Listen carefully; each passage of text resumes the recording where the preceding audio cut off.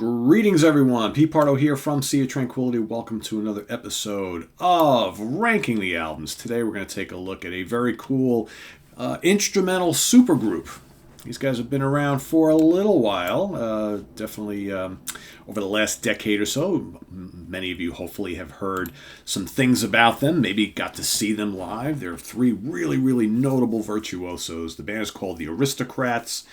And the band is comprised of Guthrie Govan on guitar. He's played with Asia and Steven Wilson and many more people, bands, albums. He's just appeared everywhere. An amazing guitar player and songwriter.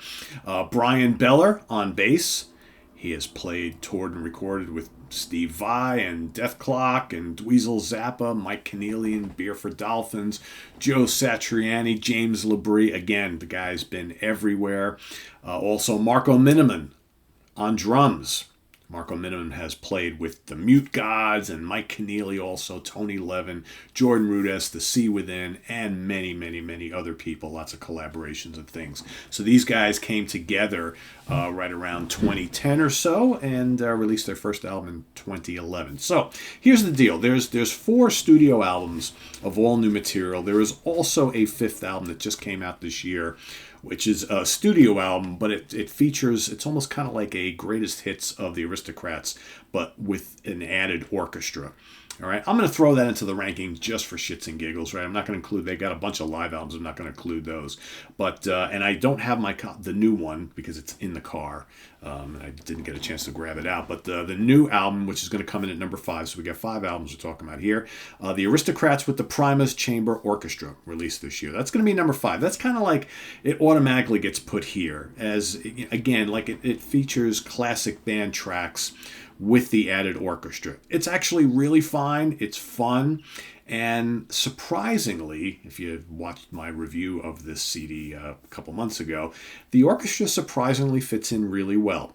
You got classic tracks like The Ballad of Bonnie and Clyde, Culture Clash, Dance of the Aristocrats, Jack's Back, and a bunch more are all featured on this album.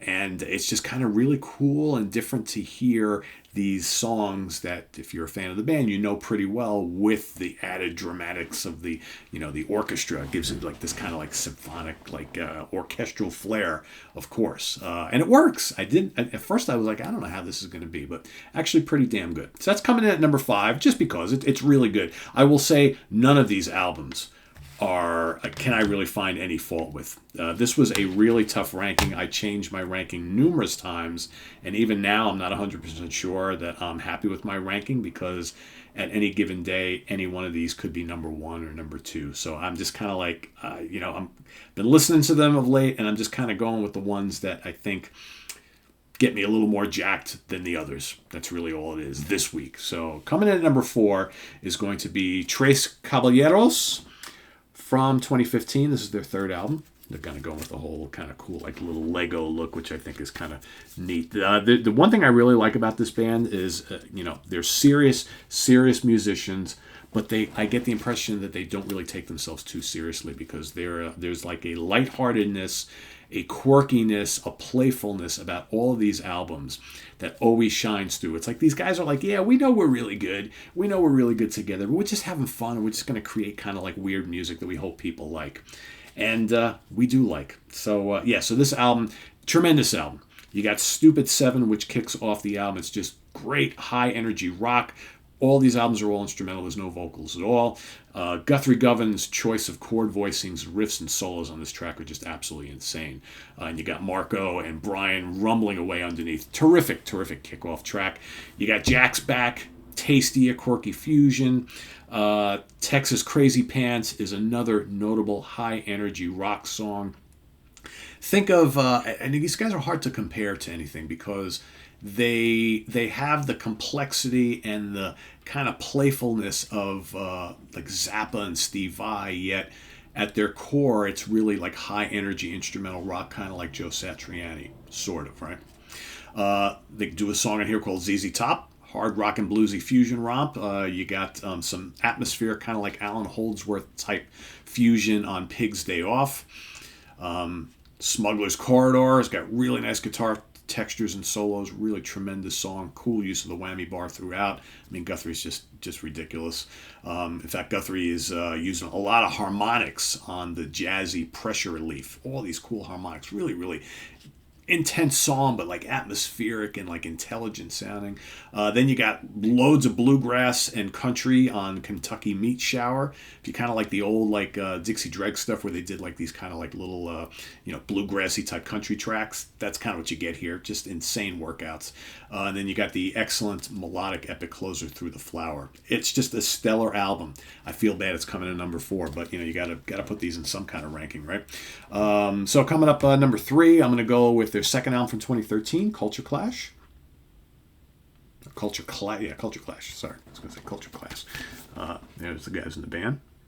Again, this is already, Christ, almost a decade ago. But again, as you can see by even like, the CD album covers and jackets and things like that, there's a real playfulness about this. This has one of their classic songs, Dance of the Aristocrats, which brings in more of kind of like a funk edge, but great lead guitar melody on this, just irresistible. Once you hear it once, you're always going to be humming it.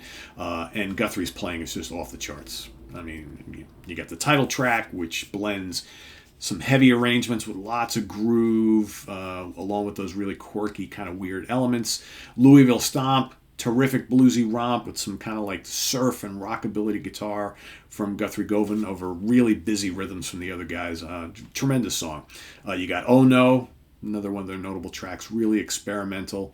You got the blistering hard rock, funk, and jazz of Gaping Head Wound. Again, the song titles are just crazy. You got the groove-laden belter Cocktail Umbrellas. Man, that guitar tone on that song, just absolutely terrific. You have the crazy near heavy metal of Living the Dream. I mean, these guys get heavy in spots. It's weird. They go from like avant-garde to like almost metal, hard rock, prog, jazz fusion. Just all of their albums just are like all over the place. You got a really cool Marco Miniman tune called Desert Tornado. It's got lots of really great drum work in it. It's really kind of like it's not a drum solo song, but he does lots of soloing in it, and it's definitely a vehicle for him. You got the really great fusion tune, and finally, again, and with some monster tone and licks from Guthrie Govan. I mean, just his tone on these albums is just absolutely incredible. And finally is a really good track. So, absolute killer album. That's coming in at number 3. Coming in at number 2, today anyway, I'm going to go with the debut. Self-titled Aristocrats from 2011. Again, quirky, at times heavy, fusion, rock, prog, all rolled into one. You got I'm in the Back, just a killer tune. Catchy guitar melody. You got Brian Beller's wah-wah bass. It's really cool stuff. Sweaty Knockers.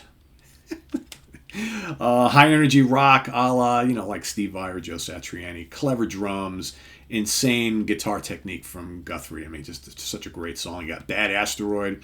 Again, shows their kind of playful, quirky side. Adding some funk and jazz to the mix. Really, really great track. You got lots of kind of Wes Montgomery jazzy soloing on Get It Like That. Tremendous song. I love to hear that kind of side of them. Really, really good stuff. Furtive Jack, again, goes into kind of like Alan Holdsworth territory.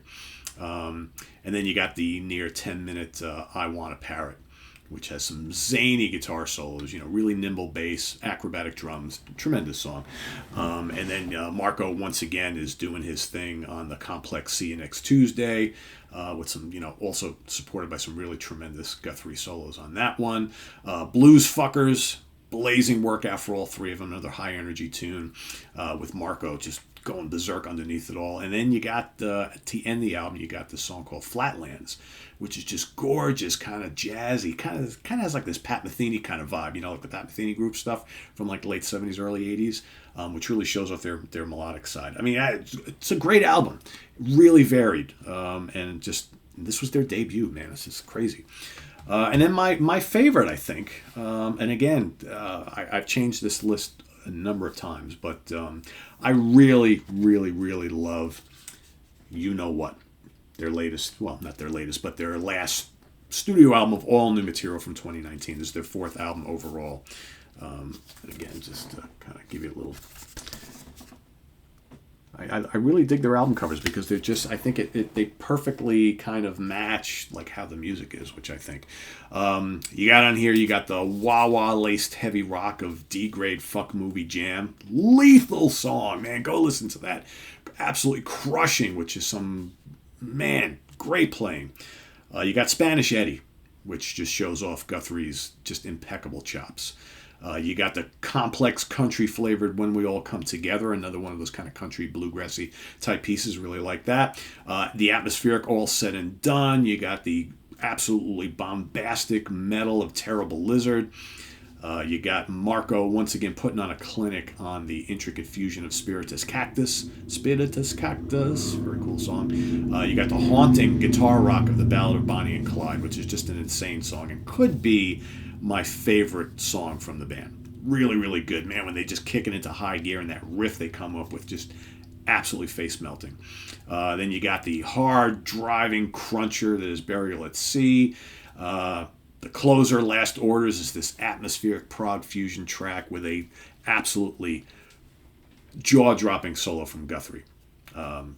All killer, zero filler.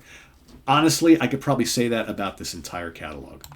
It's really that good. It's really that good. I just know it's like way too much headroom here. Not supposed to, it's like the camera 101, right? You're supposed to only have a certain amount of headroom on the shot. I just happened to look down over and I was like, wait a second. Anyway, sorry. It's my old TV school stuff coming in, right? Yeah, so that's how I'm ranking these. So You Know What is number 1. Number 2 is the Aristocrats self-titled debut. Number 3 is Culture Clash. Number 4 is Tres Caballeros. And number 5 is the Aristocrats with Primus Chamber Orchestra. All of these are great. So I will say, because we get it every single one of these videos, someone will say, where's the best place to start?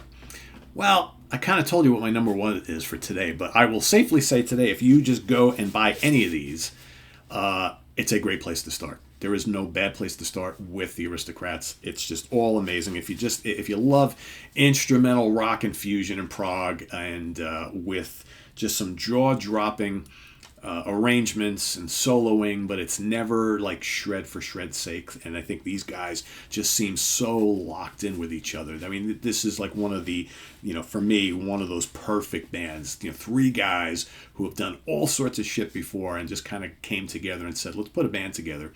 And they do it whenever they can. And man, the results are just ridiculously good.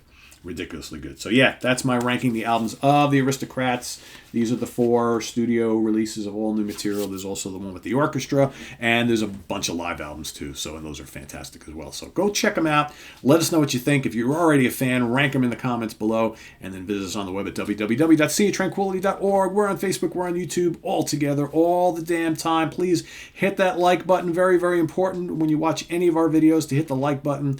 No matter where you're watching, try and do that because it's very important to get our videos out there into the YouTube algorithm so we can reach people we have never reached before. That's how we grow the channel. So also below we have the links to our Ko-Fi page and our merch page if you want to investigate those. And thanks for watching, everybody, here on this channel, here on Ranking the Albums. We'll see you, I think, hopefully. Chris Allen and I have been working on a Ranking the Albums of Venom. That's coming hopefully this week, so stay tuned for that, or maybe you'll see it next weekend. We'll see when we get a chance to do that. So, but there's lots of other ranking shows coming up. I got Rick Labonte and I are going to be doing a bunch of them. We've got Joe Bonamassa coming up. We're going to be doing Big Elf. We're going to be doing the Flying Colors. All right, so Rick and I are working on those. Armando Venditti and I are doing relatively soon. We're going to be ranking the Jefferson Starship catalog. I'm going to be doing All Them Witches. We've got somewhere in the not too distant future, we're going to do a Tom Petty ranking. George Lemay, Eric Porter, and myself are going to do ranking the albums of Derek Sherinian, solo album, so there's that. I'm even going to do, believe it or not, I know it's small, but I'm going to do a ranking the albums of Manassas. We've got Jamie Laszlo and I have been talking about doing ranking the album shows of Cadaver, as well as another band like that I'm drawing a blank on now. I'm also going to do an Anecdote ranking soon, and there's lots more tons more. So, so just stay tuned, right? Because it'll all be coming in due time. So thanks for watching, everybody. I'm Pete Pardo. Have a good one. Enjoy the rest of your weekend, and we'll see you tomorrow on the Hudson Valley Squares. Take care. Bye-bye.